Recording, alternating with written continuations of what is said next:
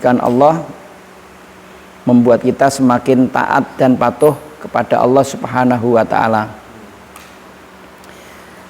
Pagi hari ini kita akan melanjutkan kajian kita halaman 106, dan ini kayaknya terakhir untuk bab siam. Insya Allah pertemuan berikutnya kita akan membahas tentang zakat, insya Allah. Bismillahirrahmanirrahim. Qala al-muallifu rahimahullahu ta'ala, wal i'tikafu sunnatun mustahabbah walahu syartani an-niyatu walubsu fil masjid wala yahruj minal i'tikafil mangduri illa lihajatil insani au udrin min haidin au maradin la yumkinul muqamu ma'ah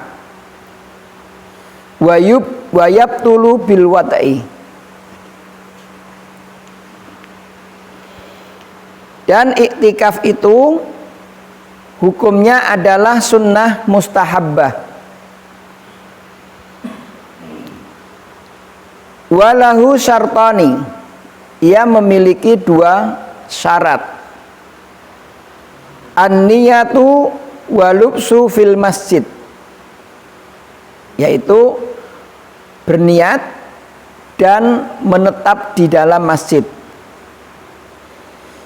Wala yahruju minal i'tikafil mangduri illa lihajatil insan, dan tidak boleh keluar bagi orang yang i'tikaf itu, yakni i'tikaf yang wajib, i'tikaf nadar. Saya ulangi, tidak boleh keluar dari i'tikaf yang nadar kecuali lihajatil insan, untuk memenuhi kebutuhan hajat manusia, au udrin, atau sebab udur, min haidin au marad, yaitu disebabkan haid atau sakit. La yumkinul maqamu ma'ahu, sakit yang tidak memungkinkan bagi orang yang beriktikaf tetap tinggal di masjid. Wa yabtulu bil wata'i, dan iktikaf itu menjadi batal dengan persetubuhan.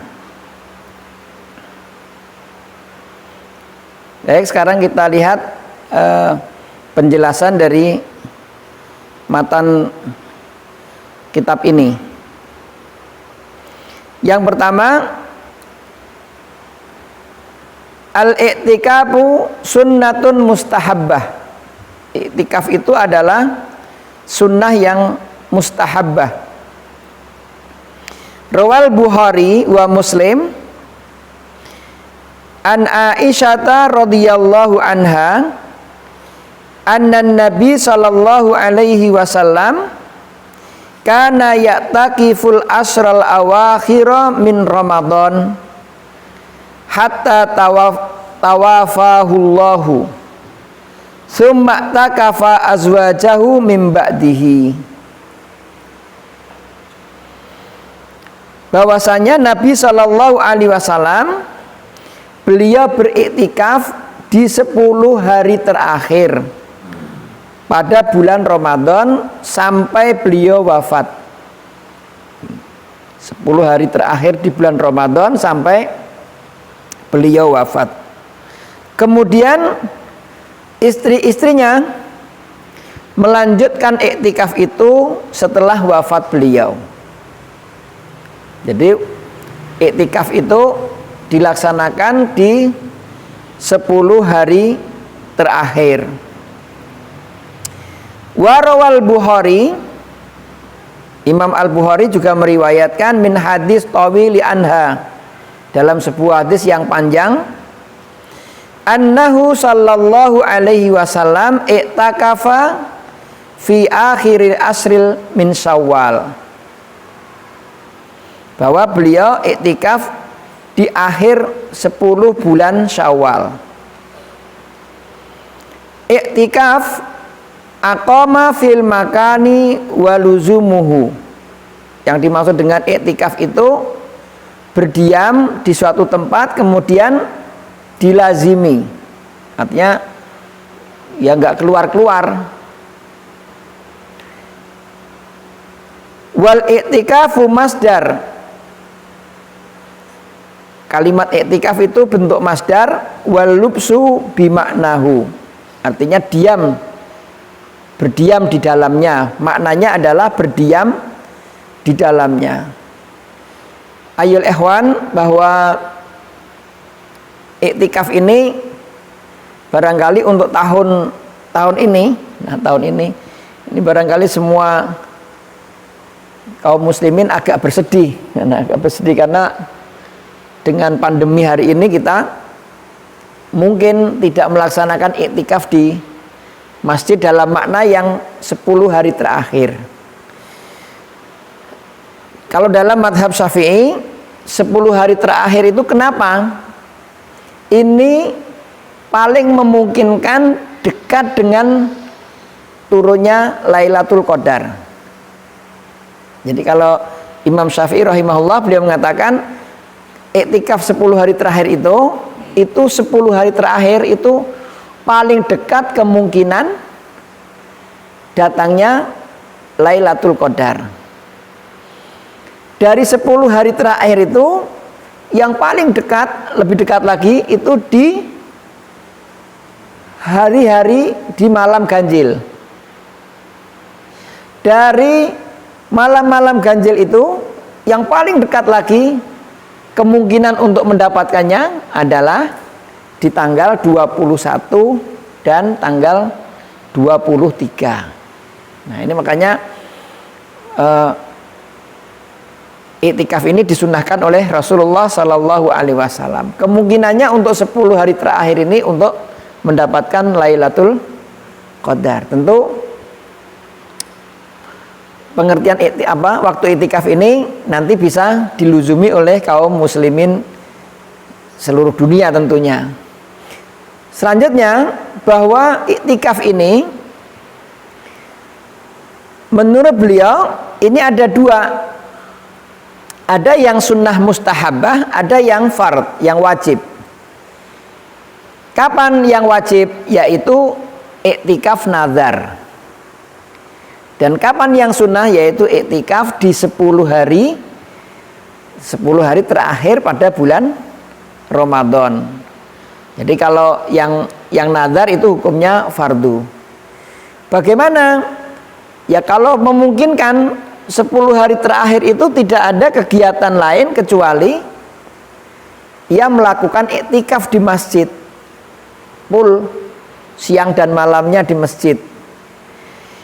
Lah kalau tidak mampu, ya bisa malamnya atau waktu-waktu yang dia mampu. Kalau tidak mampu, maka dilaksanakan asalkan tidak hanya sejenak sebagaimana tumak ninah di dalam sholat. Artinya sedikit banget, mestinya agak lama dikit. Nah, jadi waktunya bisa, tentunya paling utama adalah yang sempurna 10 hari terakhir sebagaimana yang dikisahkan oleh Aisyah radhiyallahu anha. Jadi Nabi Shallallahu Alaihi Wasallam di 10 hari terakhir itu memang kegiatannya iktikaf di dalam masjid. Nah, mudah-mudahan ini dengan iktikaf ini berarti kita paling tidak dalam setahun ada 10 hari yang kita khususkan untuk melaksanakan iktikaf, ya, ibadah khusus kepada Allah Subhanahu wa taala. Walaupun seluruh kegiatan kita itu juga menunjukkan ibadah kita kepada Allah Subhanahu wa taala, seluruh aktivitas. Tapi di 10 hari terakhir ini ibadahnya lebih khusus dan tidak terganggu dengan kegiatan-kegiatan duniawi lainnya.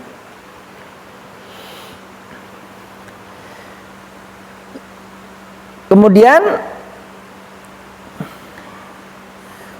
Wala yahruju minal i'tikaf al-mangdur illa li hajatil insani au udhrin. Tidak keluar untuk i'tikaf, keluar dari i'tikaf yang wajib kecuali hajat manusia, untuk memenuhi hajat manusia atau udzur. Atau udzur. Rawal Bukhari, Imam Al-Bukhari meriwayatkan, wa Muslim an Aisyah radhiyallahu anha qalat wa in kana Rasulullah sallallahu alaihi wasallam la yadkhulu ala ra'sihi wa huwa fil masjid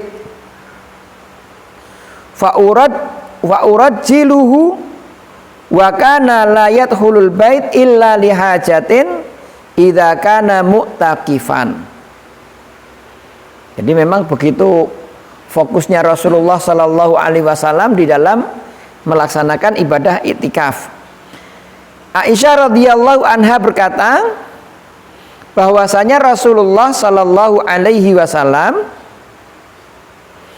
memasukkan kepalanya, sedangkan memasukkan kepalanya ke rumah, maksudnya mengeluarkan kepalanya melalui lubang jendela ke rumahnya, bahwa fil masjid, sedangkan beliau berada di dalam masjid. Jadi kepalanya dikeluarkan dari masjid. Fa urajjiluhu, kemudian aku menyisirnya. Wa kana la yadkhulul bait, dan Nabi sallallahu alaihi wasallam tidak masuk rumah illa lihajatin idza kana mu'takifan, kecuali untuk memenuhi hajat ketika beliau sedang beriktikaf. Jadi memang benar-benar kita meninggalkan aktivitas duniawi untuk sementara, yaitu kurang lebihnya di 10 hari terakhir pada bulan Ramadan. Jadi di 10 hari terakhir ini benar-benar waktu kita manfaatkan sebaik-baiknya. Makanya kalau ditanya sebenarnya apa yang paling membahagiakan bagi kaum muslimin ketika datang bulan Ramadan, gitu. Apa yang paling membahagiakan?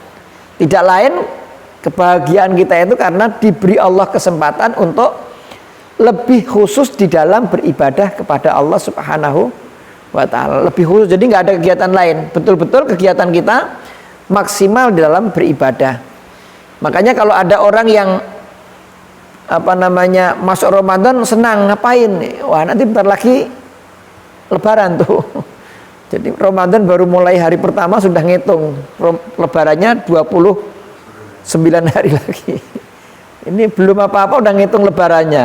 Nah, tentu orang yang beriman datangnya Ramadan itu gembira karena kita punya kesempatan khusus untuk melaksanakan ibadah-ibadah, panen raya ini, panen raya untuk melaksanakan kebaikan-kebaikan. Oleh karena itu kegembiraan ini kita buktikan dengan berbagai macam ibadah, baik qiraatul Quran, apa bersedekah, apa dengan iktikaf, apa dengan taraweh dan amal soleh lain.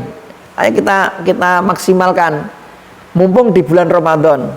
Makanya ada sebuah ungkapan Nabi SAW mengatakan, kalau di bulan Ramadan saja dia tidak bisa mendapatkan kebaikan, tidak bisa meraih pahala di Ramadan dengan maksimal, apalagi nanti kalau di luar bulan Ramadan. Ini jangan malas-malas lah. Tarawih jangan malas-malas, qiraatul Quran jangan malas-malas. Termasuk mudah-mudahan salah satunya pagi hari ini kita mencoba memanfaatkan waktu walaupun hanya sebentar itu untuk taklim, ya, untuk ngaji. Nah, nanti untuk ngaji. Mudah-mudahan kita mendapatkan manfaat Ramadan ini. Amin, Allahumma amin.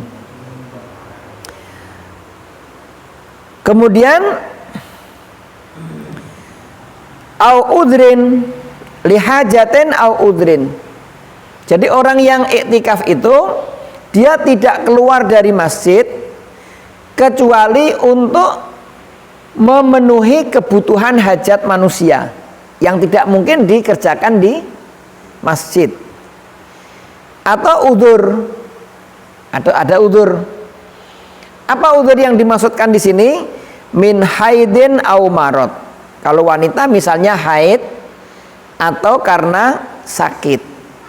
La yumkinu al muqamu ma'ahu, yang tidak memungkinkan bagi si muktakif, orang yang iktikaf, untuk berdiam di dalam masjid. Jadi terus di masjid. Pokoknya kalau tidak ada hajat yang sangat mendesak, ya sudah di masjid, duduk di masjid untuk berzikir, kemudian untuk qiraatul Quran, untuk bermuhasabah apa yang sudah kita laksanakan setahun ini, bermuhasabah. Para ulama itu berbeda pendapat apakah ketika seorang sedang beriktikaf boleh enggak adanya taklim. Kadang-kadang kan kalau ada yang iktikaf ini, saya melihat beberapa tempat berbeda-beda dalam pelaksanaannya, tapi ada sebagian di antara kita itu kalau iktikaf mengadakan taklim untuk mengurangi kejenuhan. Nah, secara umum bahwa iktikaf ini menjadi ibadah fardiyah. Jadi lebih menonjolkan sisi ibadah fardiyah. Qiraatul Quran, kalau hewan sekalian duduk di masjid kemudian baca Quran sehari semalam khusus, itu mudah-mudahan 3 hari bisa khatam. Tok, nggak ada kegiatan lain. Dan sebaik-baik zikir itu ya qiraatul Quran. Bahkan Allah Subhanahu wa taala bisa mengetahui, Allah Subhanahu wa taala mengetahui apa yang kita kehendaki dari doa-doa itu ketika hamba-hambanya membaca Al-Quran. 3 hari full, pagi siang sore malam, pagi siang sore malam, itu mudah-mudahan 3 hari bisa khatam.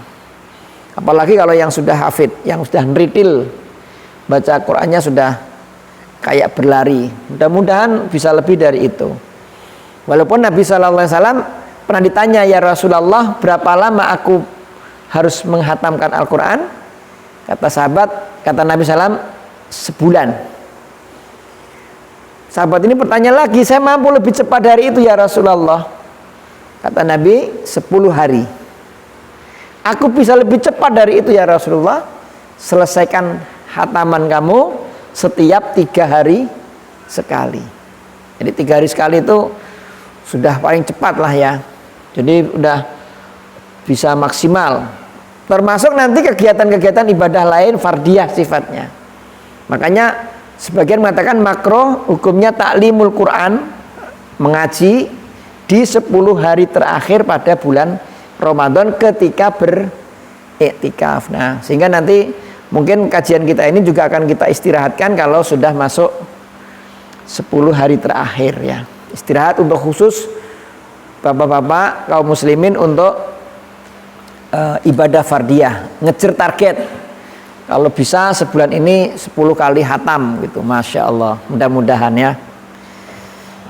Ini sudah hari masuk ke 6 ya. Hari ini masuk ke 6. Ke 6 apa ke 5? Hari ke 6. Mudah-mudahan sudah ada yang hatam 2 kali. Amin. Allahumma amin. Mudah-mudahan sudah ada. Kemudian wayatulu bil wat'i, dan iktikaf itu batal dengan al wat'u.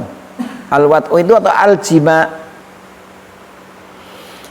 Liqaulihi ta'ala wala tubashiruhunna wa antum akifuna fil masajid, dan janganlah kamu bercumbu dengan istri-istrimu sedangkan kalian sedang beriktikaf di masjid.